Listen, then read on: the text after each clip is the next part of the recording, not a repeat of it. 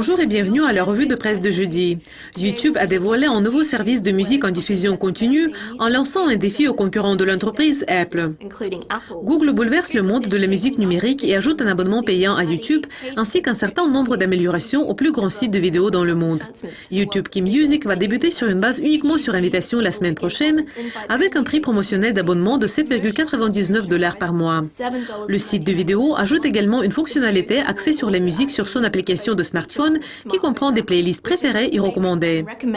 Le service payant va également mettre la société en concurrence plus étroite avec Deezer de la France, Beats Music d'Apple, ainsi qu'avec le service de musique suédois Spotify.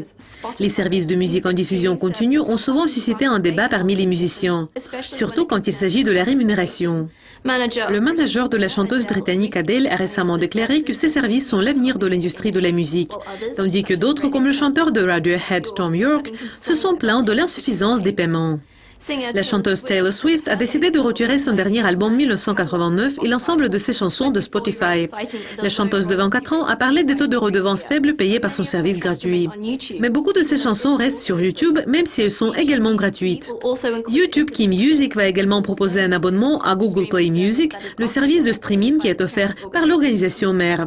Les autres caractéristiques comprennent des outils d'écoute et de localisation de l'album complet d'un artiste, même les chansons qui ne disposent pas de vidéos correspondantes.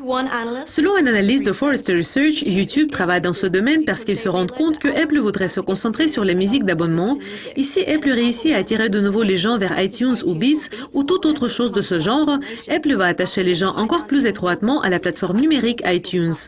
Il a également estimé que seulement 1/10 d'un milliard d'utilisateurs de YouTube étaient de grands fans de musique. Avec ce chiffre de 100 millions, il a prédit que seulement 10 millions allaient payer pour son service d'abonnement.